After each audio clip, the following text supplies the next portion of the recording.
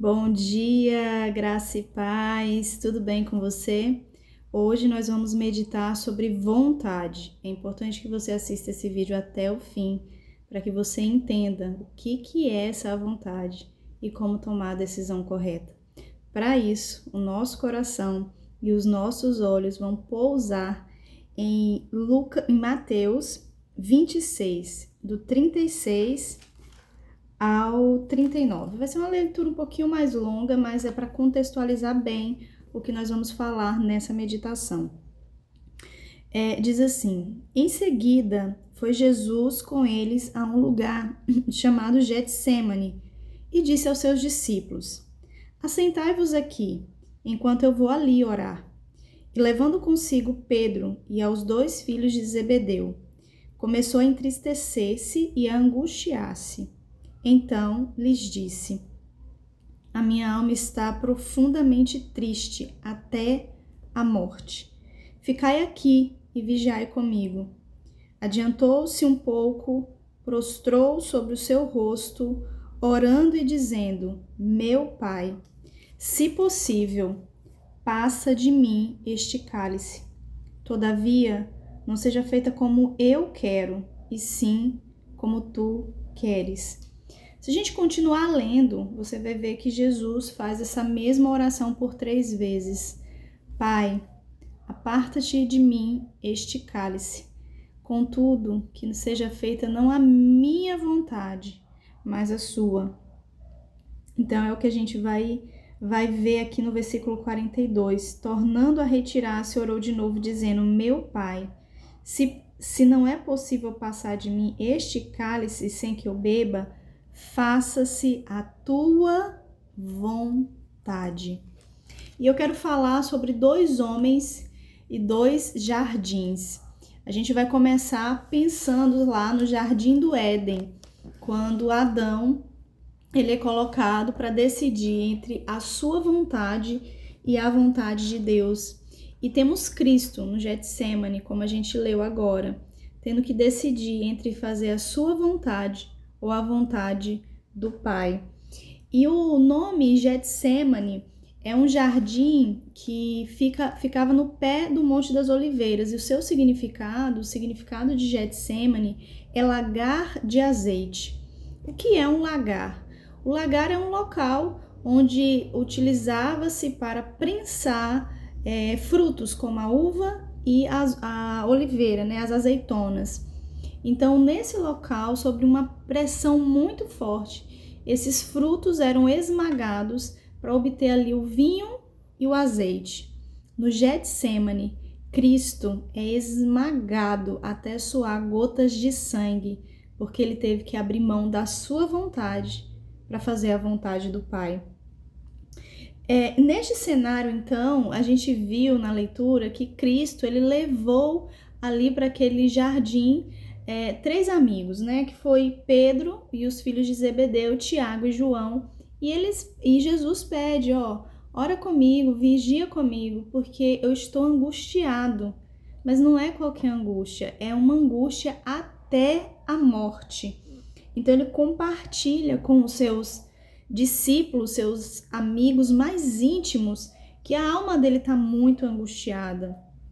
E muitos podem pensar que esse sofrimento de Jesus estaria relacionado ao fato dele ir para a cruz, né? Jesus vai assumir uma cruz, um sofrimento, uma dor física, uma humilhação. Mas não era esse o medo, não era por isso que Jesus angustiava até a morte. Jesus angustiava até a morte porque ele sabia que iria beber o cálice da ira do Pai. Jesus receberia sobre si os nossos pecados. E nesse momento, quando ele se tornasse uma pústula de pecado, o Pai se separaria dele, ele não ouviria mais a voz do Pai. E essa angústia foi tão grande que a gente vai ver lá em Lucas 22, 44, quando Lucas, que é um médico, ele vai relatar a mesma história, o momento em que Jesus está no jardim, no Getsêmani, orando, pedindo ao Pai que pedindo ao Pai para apartar dele o cálice. E nessa angústia até a morte há um sofrimento, há uma pressão tão grande que os vasos sanguíneos que ficam logo abaixo das glândulas sudoríparas, né, que sai o suor, esses vasos sanguíneos eles se rompem e aí a gente tem Jesus suando literalmente sangue. Isso é um fenômeno raro que é chamado de hematidrose, ou em outro pode ser chamado também de hematohidrose. Hidrose é água e hemato a gente está falando de sangue. Então é um sangue misturado com água, ou seja, um sangue que sai através dos poros da pele, de onde sai o suor. E é interessante que quando eu estava lendo isso daqui, me fez lembrar do momento em que o soldado fura o lado de Jesus e João faz questão de dizer que ali saía água e sangue, né? A água que purifica, o sangue que redime. E aqui no Getsêmani, Jesus também, ele soa, né? Ele vai pingar água e sangue. A água, o sangue está diluído ali com a água do suor. Então, uma água que nos lava e um sangue que nos redime. De quê? De estar preso à nossa vontade, de fazer a nossa vontade, assim como Adão decidiu fazer lá no Jardim do Éden. E esse desespero, essa angústia tão terrível que Jesus passou nesse jardim, ela está relacionada a essa separação que ele teria do Pai. Jesus tem a consciência de que ele vai se separar do Pai. Então Jesus grita lá em Mateus 27:46, quando ele recebe todos os nossos pecados. Jesus vai gritar: Eli, Eli, lama sabachthani, que quer dizer: Deus meu, por que me desamparaste? Naquele momento, Jesus não ouve mais a voz do Pai. E é interessante que se você vai ler os evangelhos e acompanhar os passos de Jesus, Jesus está sempre ouvindo a voz do Pai. Jesus ele tem essa consciência de que o Pai está perto dele. Mas nesse momento, quando ele se faz pecado, quando ele recebe sobre ele os nossos pecados, ele experimenta aquilo que ele não queria. Não só ele bebe o cálice da ira de Deus, mas ele experimenta a separação de Deus. Eli, Eli, lama sabachthani, Deus meu, por que me desamparaste? Jesus, ele orou prostrado no chão, ele clamou, mas no final ele decidiu fazer a vontade do Pai.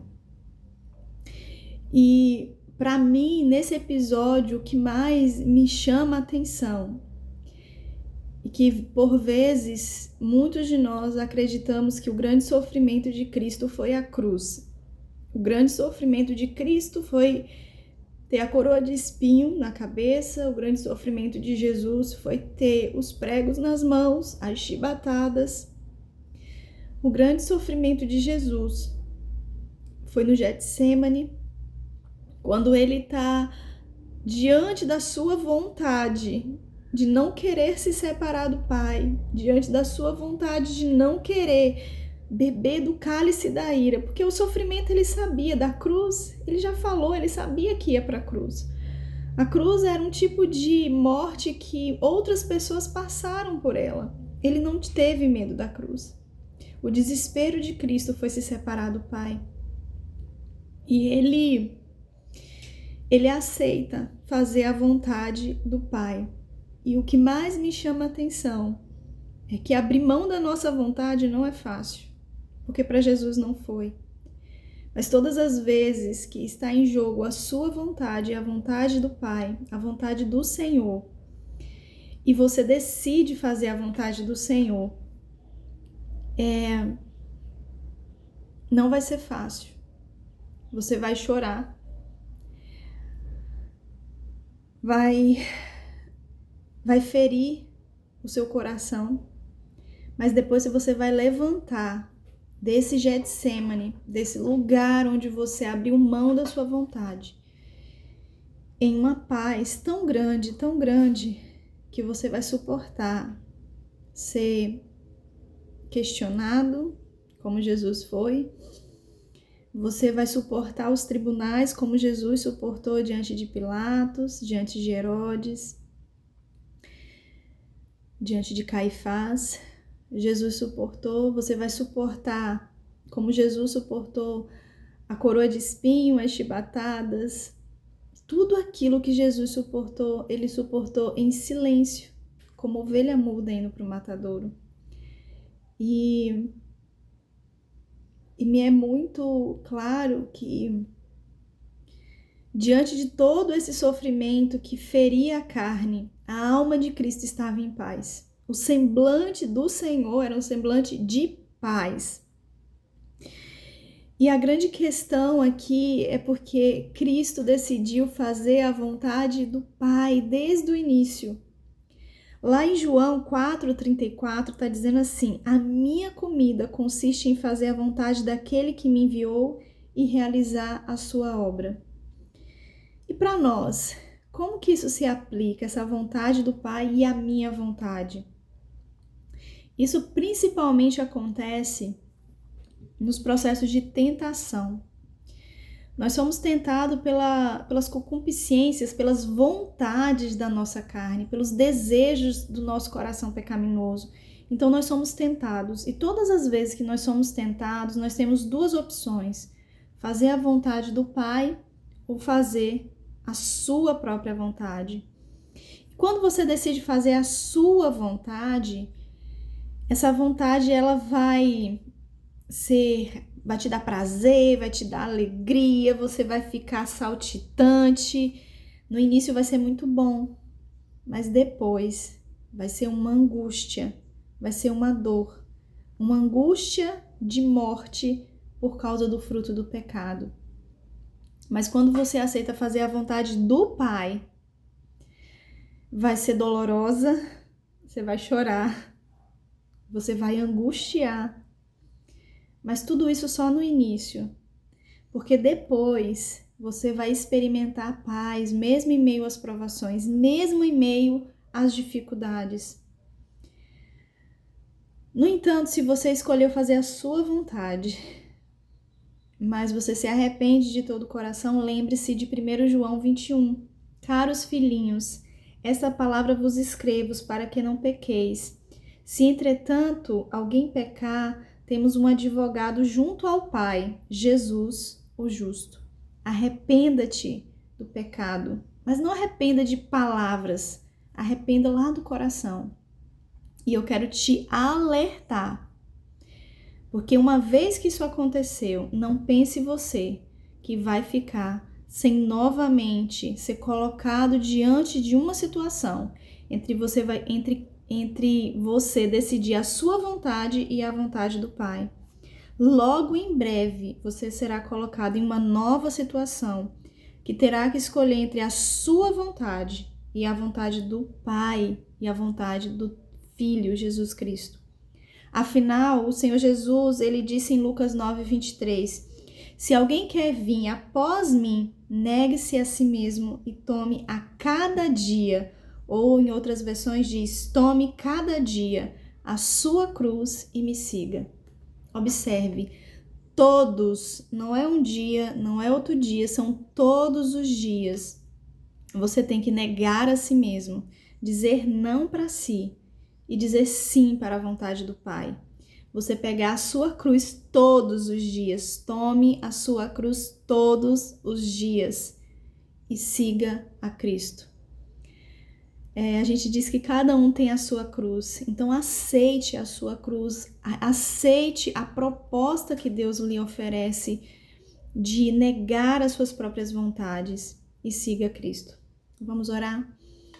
Pai Santo, nós não sabemos como andar neste mundo e nós carecemos da Tua misericórdia. Senhor, nós andamos e queremos andar nas nossas próprias vontades, fazendo os nossos deleites, buscando os nossos prazeres, buscamos satisfazer o desejo da nossa carne, do nosso corpo. Vivemos em uma sociedade hedonista onde o culto ao prazer prevalece. Mas o nosso prazer está em obedecer à lei do Senhor, em obedecer à tua vontade, os teus preceitos. Nos ensina a abrir mão da nossa própria vontade para fazer a sua, Pai. Porque a sua vontade é boa, perfeita e agradável. E ainda que haja sofrimento no início, sabemos que depois nos levantaremos desse Getsêmani, como Jesus se levantou, com o rosto em paz e tranquilo, seguindo o sofrimento que nos é proposto, para a glória do teu santo nome. Ensina-nos, Senhor. E se nós tropeçarmos e cairmos, que nós possamos fixar os nossos olhos no teu trono da graça e entender que temos à tua destra um advogado justo, Jesus Cristo, aquele que sofreu, que padeceu e foi tentado de todas as formas e que nos compreende e intercede por nós. Ajuda-nos a levantar e da próxima vez, Pai, que o Senhor nos colocar diante de decisões, que possamos decidir fazer a sua vontade e não a nossa. Ajuda-nos na nossa peregrinação, ajuda-nos nessa caminhada tão difícil por esse deserto da vida. Ajuda-nos, ó Senhor, a escolher a tua vontade no jardim ou no deserto. Que a tua vontade seja soberana sobre cada um de nós. Guia-nos e seremos guiados. Ajuda-nos e seremos ajudados. É o que eu te peço, não no meu nome, mas no nome do teu Filho Jesus, que vive e reina para sempre. Amém. O devocional foi um pouco longo, com alguns empecilhos aí, né? Fiquei tossindo, mas ele foi aquilo que o Senhor quer lhe dizer. Decida fazer a vontade do Pai. Decida abrir mão da sua vontade. Aceite o sofrimento inicial que nos é proposto pela cruz do Senhor, para que possamos experimentar a paz e a alegria, mesmo em meio ao sofrimento. Que a graça e a paz do nosso Senhor Jesus Cristo esteja contigo, hoje e sempre. Tchauzinho.